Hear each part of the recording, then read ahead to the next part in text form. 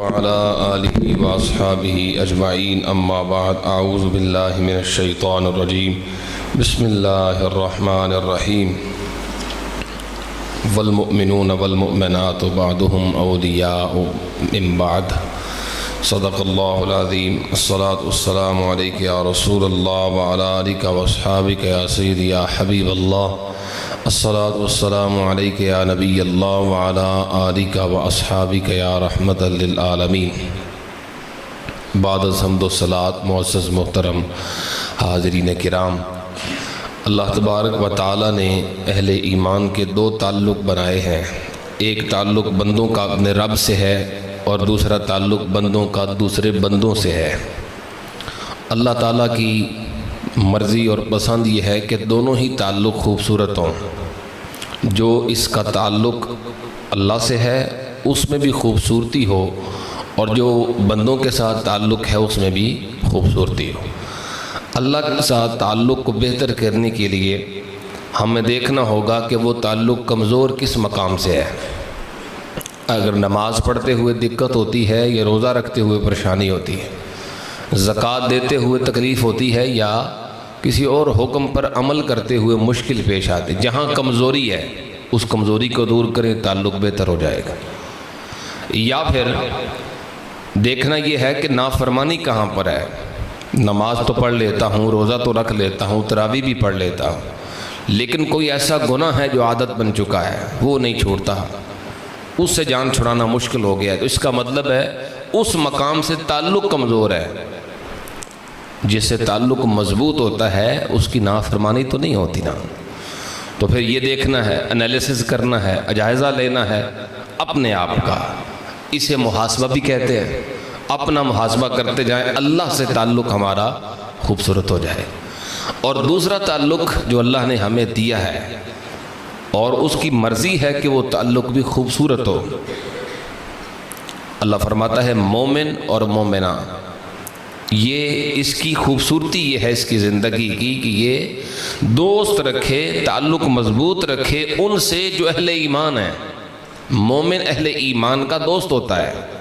اللہ تعالیٰ نے جو اسلام ہمیں عطا فرمایا، جو خوبصورت ملت ہمیں عطا فرمائی، اس کا یہ حسن ہے کہ اسلام یہ چاہتا ہے کہ دونوں تعلق ہمارے مضبوط بھی ہوں، خوبصورت بھی ہوں۔ خاص طور پہ اس عنوان سے احادیث کے اندر ایک بہت بڑا ذخیرہ ہے ہمارے لیے اگر ہم ان کا مطالعہ کریں۔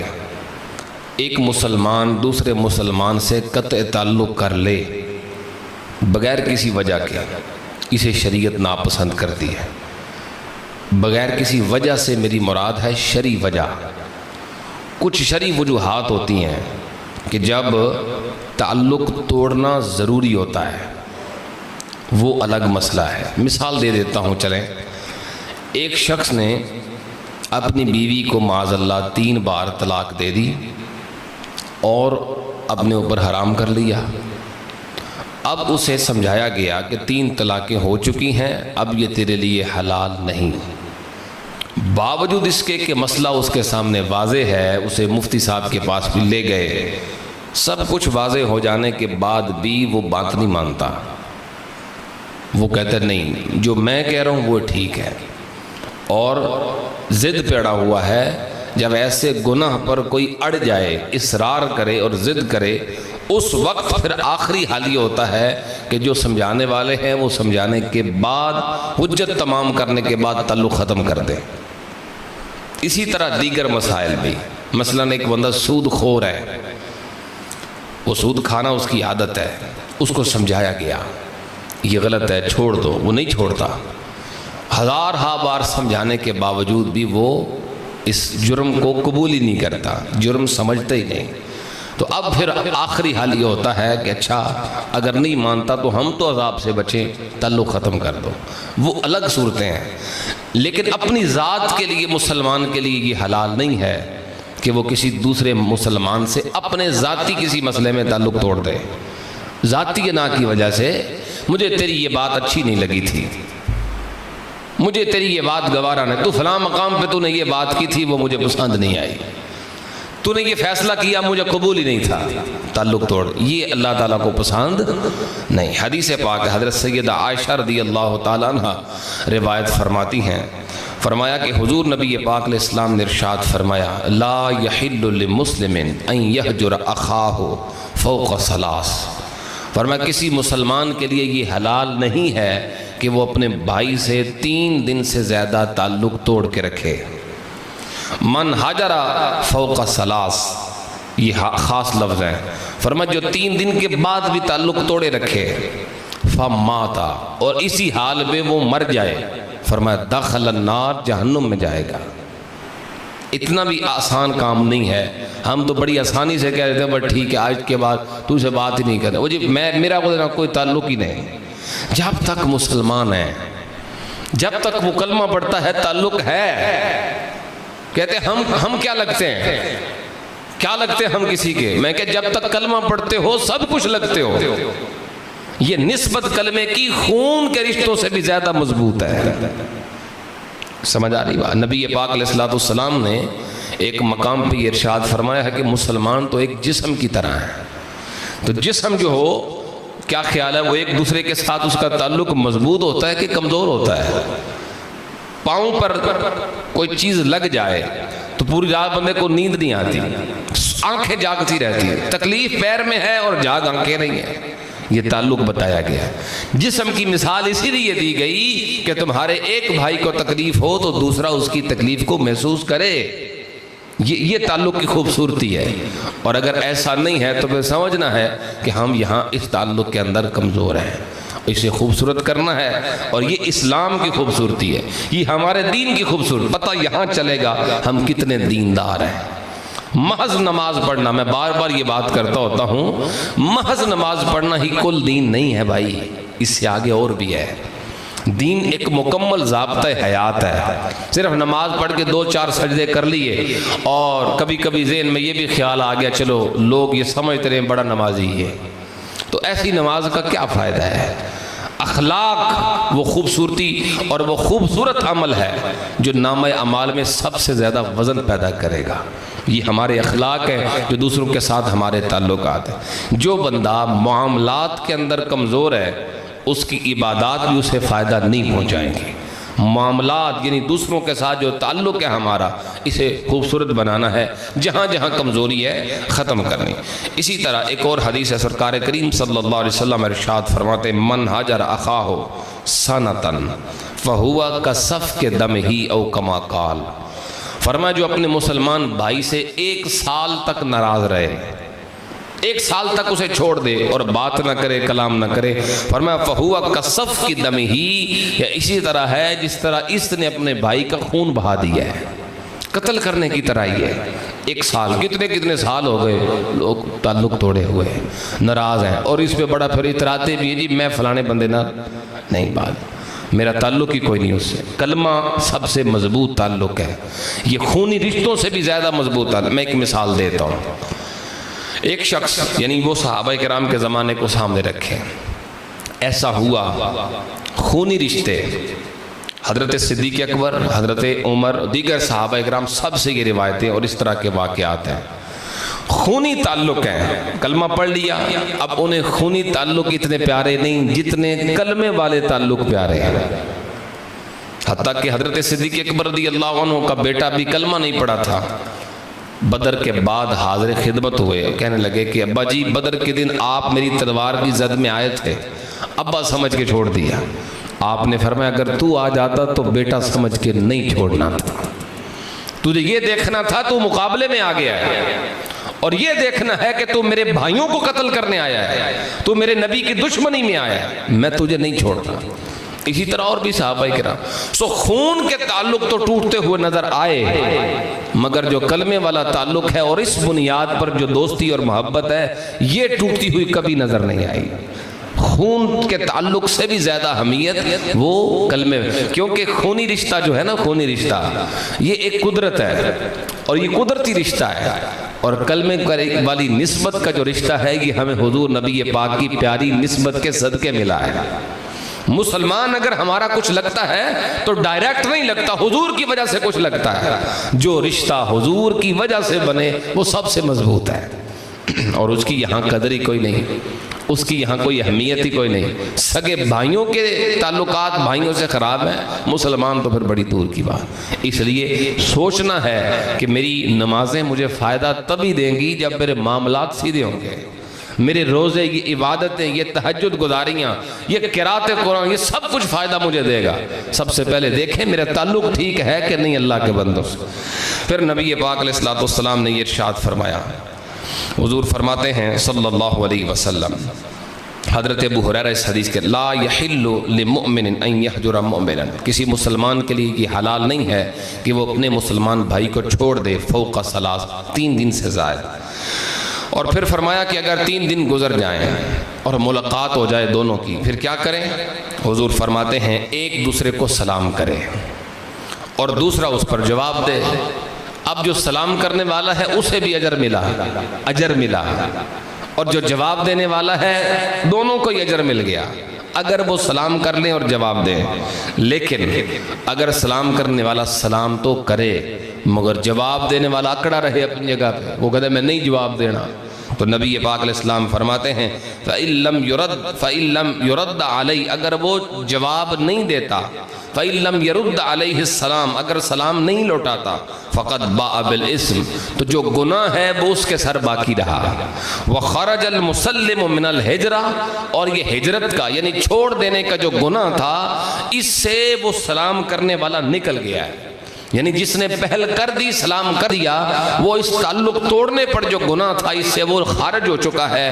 اب جو اکڑا ہوا ہے وہی بچ گیا ہے، اپنی مرضی ہے اکڑے رہے، گناہ میں باقی رہیں گے، اور سلام کر کے جواب دے کے جب قریب آ جائیں گے تو اللہ تعالیٰ دونوں پہ ہی کرم نوازی فرمائے گا۔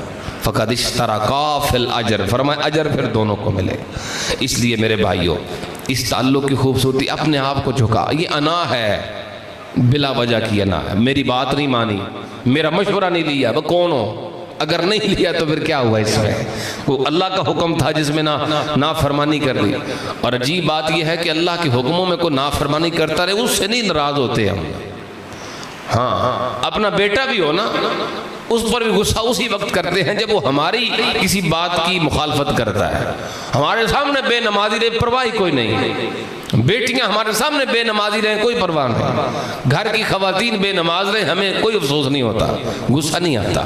غصہ تب آئے گا جب ہمارا ناشتہ لیٹ ہوگا، ہمیں غصہ جلال تب آتا ہے جب ہمارے کپڑے استری ٹائم پہ نہیں ہوتے، اپنی باتوں پہ غصہ آتا ہے، اللہ کے حکموں پہ نہیں آتا۔ بھائیوں، یہ ترجیحات ہیں ہماری آج کے، حالانکہ اس کے مخالف ہونا چاہیے۔ اگر کبھی جلال کا اظہار کرنا ہے تو اس بات پہ کرو آج نماز نہیں پڑھی، اپنے گھر والی سے جلال کرنا ہے، اظہار کرنا ہے غصہ، تو اس بات پہ غصہ کرے نا، آج اگر تم نے نماز فجر نہیں پڑھی تو میں تیرے ہاتھ کا ناشتہ نہیں کروں گا۔ یہاں غصہ کرنا تھا لیکن یہاں نہیں کیا، بدل دیا ہم نے، ترجیحات بدل چکی، غور کرنے کی ضرورت ہے۔ نبی پاک علیہ الصلوۃ والسلام ارشاد فرماتے ہیں، تفتح ابواب الجنہ یوم الاثنین و یوم الخمیس، حضور فرماتے جمعرات کو اور یوم الاثنین سوموار کو جنت کے دروازے کھل جاتے ہیں، جمعرات کو بھی کھلتے ہیں، سوموار کو بھی کھلتے ہیں، اور پھر کیا ہوتا ہے؟ فرمایا فیغفر لکل عبد، ہر وہ بندہ بخشا جاتا ہے، لا یشرک باللہ شیئا، جو کبھی شرک نہیں کرتا، جو مشرک نہیں، گناہ معاف ہو جاتے ہیں، بخشا جاتا ہے، الا رجلا، سوائے اس بندے کے، کانت بینہ و بین اخیہ شحنا، وہ 2 بندے نہیں بخشے جاتے جن میں ایک دوسرے کے درمیان بغض ہے، نفرت ہے ایک دوسرے کے بلا وجہ کی۔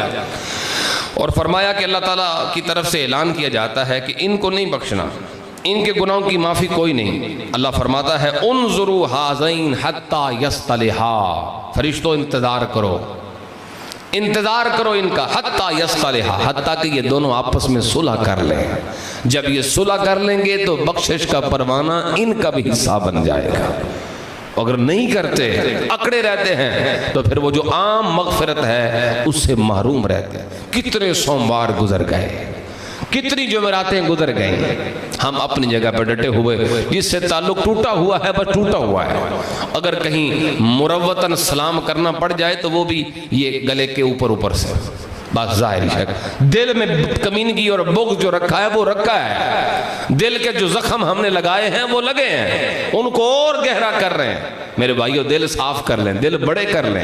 اللہ تبارک و تعالیٰ اس بات پر بڑی کرم نوازی فرماتا ہے، جو شخص اپنے مسلمان بھائی کے لیے خود جھکتا ہے، اپنا دل صاف کر لیتا ہے۔ آئیے بات کو مکمل کرتے ہیں۔ نبی پاک علیہ السلام کی ایک مشہور حدیث پاک ہے، فرمایا ایاکم والظن، اپنے آپ کو بدگمانی سے بچاؤ۔ اکثر تعلقات کی خرابی بدگمانی کی وجہ سے ہوتی ہے، اس پہ الگ سے ایک بحث کریں گے، بدگمانی اور اس کی تمام تفصیلات، لیکن اس حدیث کو مکمل کرنا چاہتا ہوں۔ فرمایا ایاکم والظن، ظن سے بچو، یعنی اکثر جو گمان کر لیتے ہیں، اندازے لگاتے رہتے ہیں۔ فَإِنَّ الظَّنَّ أَكْذَبُ الْحَدِيثِ، فرمایا یہ جو گمان ہے سب سے جھوٹی بات ہے، سب سے جھوٹی بات یہ گمان ہے جو ہم کر رہے ہیں، کسی کے بارے میں خود ہی اندازہ کر رہے ہیں، جسے آپ جج کرنا کہتے ہیں، ایسے ہی اپنے طور پہ سوال، اپنے طور پہ جواب، خود ہی فیصلے۔ اس نے میرا سلام کا جواب نہیں کیا، میرے نال نفرت کر دیتا نہیں اس کیتا، ہو سکتا ہے اس نے دیکھا ہی نہ ہو سکتا ہے اس نے سنا ہی نہ ہو، ہم اپنی طرف سے فیصلہ کر کے بیٹھ گئے، اس کو ہو سکتا ہے پتہ ہی کوئی نہ ہو، اور ہم کہیں جناب فلاں مقام پہ تمہیں سلام کیا تھا، تم نے جواب نہیں دیا۔ ہم نے دعوت پہ کسی کو بلایا، یاد نہیں رہا، ہم اکڑ کے بیٹھ گئے، دل میں بغض رکھ کے بیٹھ گئے، ہو سکتا ہے اس کو یاد ہی نہ رہا ہو، یا اس تک خبر ہی نہ پہنچی ہو، ہم نے گرا لگا لی، آیا نہیں، بات تو کرو، ہو سکتا ہے کچھ اور نکل آئے۔ اور پھر یہ بھی یاد رکھیں، ہمارے ہاں ایک عادت ہے ہماری، کوئی بندہ ایکسکیوز کر دے، کوئی بہانہ عذر پیش کرے نا، ہم مانتے ہی نہیں، ہم کہتے ہیں جھوٹ پہ بول رہا ہے۔ بدگمان جو ہوا ہے وہ کہہ دے یار مجھے نہیں تھا پتہ چلا، مجھے بات نہیں پہنچی تھی، کہ نہیں اوپر سے کہہ بھی دیں ٹھیک ہے، لیکن اندروں گنڈ اسی نہیں کھولنی، کیونکہ بدگمان جو ہوئے، ہم کہتے ہیں جان بوجھ کے نہیں آیا، میرے نہ نفرت کر دے تا نہیں آیا، بھورے کی مسئلہ سو میرے سڑ دے، میرے تو میری خوشیوں سے جلتا ہے، اس لیے وہ پتہ نہیں اس کو خبر ہی نہ ہو بیچارے کو، اپنی طرف سے ہم کتنے بڑے بڑے فیصلے کر کے بیٹھ گئے، میرے سے جلتا ہے، یہ بڑا عام ہے۔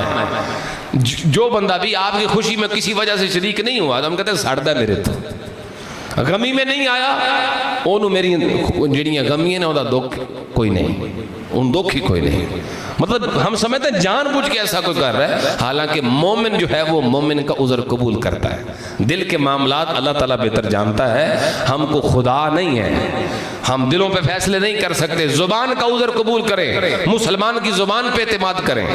نبی پاک نے فرمایا ایاکم والظن، ظن سے بچو، اس لیے کہ جھوٹی ترین بات وہ یہ گمان ہے۔ اور پھر فرمایا ولا تجسسوا، ایک دوسرے کی عیب جوئیاں نہ کیا کرو، ایک دوسرے کی غلطیاں نہ تلاش کیا کرو نیچا دکھانے کے لیے۔ پھر فرمایا ولا تحسسوا، ایک دوسرے کی خفیہ طور پہ ٹو نہ دیا کرو، باتیں نہ دیا کرو ایک دوسرے کی، کہیں سے کسی بندے کو بھیج کے چیک کروا رہے ہیں، پوچھ رہے ہیں فلانا بندہ کیسا ہے جی، پتہ کرو کیا حرکتیں ہیں اس کی، فرمایا یہ نہ کیا کرو۔ اور پھر فرمایا ولا تناجشوا، نجش آپس میں نہ کرو، یہ دھوکہ دہی ہوتی ہے نیلامی کے وقت، یعنی نیلامی کے وقت جب بولیاں لگتی ہیں تو جھوٹی بولی لگانا، قیمت بڑھانے کے لیے جھوٹی بولی، یہ بھی ہوتا ہے، تو اس سے بھی منع کیا۔ ولا تحاسدوا، فرمایا ایک دوسرے سے حسد نہ کرو، ولا تباغضوا، ایک دوسرے سے بغض نہ رکھو، ولا تدابروا، ایک دوسرے کی غیبت نہ کرو، کونوا عباد اللہ اخوانا، اللہ کے بندے بن جاؤ، آپس میں بھائی بھائی بن جاؤ، یہ ہے اسلام، یہ ہے ہماری ملت، یہ ہمارا دین۔ ہم نے 5 وقت کی نماز ایکسرسائز سمجھ کے کی اور کہا کہ بس یہی دین ہے، یہ کافی نہیں ہے اور یہ کل بھی نہیں ہے، دین اصل میں ہمیں انسان بناتا ہے، دین اصل میں ہمیں اخلاق سکھاتا ہے۔ آئیے بات مکمل کرتے ہیں۔ حضور نبی پاک علیہ السلام نے فرمایا دب الیکم داء الامم، پہلی امتوں کی ایک بیماری ہے جو تمہارے اندر چھا جائے گی، تمہارے اندر پھیل جائے گی، اور وہ کیا ہے؟ فرمایا الحسد والبغضاء، ایک حسد ہے، ایک بغض ہے، ایک دوسرے کا بغض، کینہ، دلوں میں زخم، بلا وجہ کے زخم، غلط فہمیوں کی بنیاد پہ، گمانوں کی، بدگمانیوں کی بنیاد پہ ہمارے دل زخمی ہیں، دلوں کے اندر ایک دوسرے کی نفرتیں ہیں، ان گروں کو کھولنا ہے۔ عید قریب ہے تو ہم چاہتے ہیں کہ عید سے پہلے دل ستھرے ہو جائیں۔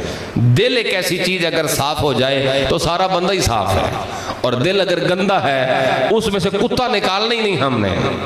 کنواں پاک تب ہوتا جب پہلے کتا نکالیں، پانی نکالنے کا کیا فائدہ ہے؟ کتا اندر رکھا ہوا ہے ہم نے، بغض والا، حسد والا یا کینے والا، وہ کتا اندر ہے، اور پانی نکالے جا رہے ہیں نمازوں کے ذریعے، روزوں کے ذریعے، اس سے پاکیزگی حاصل نہیں۔ پہلے وہ کتا نکال دیں باہر، پھر ایک بالٹی چند بالٹیاں نکالیں گے تو اللہ تعالیٰ پاکیزگی عطا فرمائے۔ اللہ مجھے آپ سب کو عمل کی توفیق عطا فرمائے۔ وآخر دعوانا الحمدللہ رب العالمین۔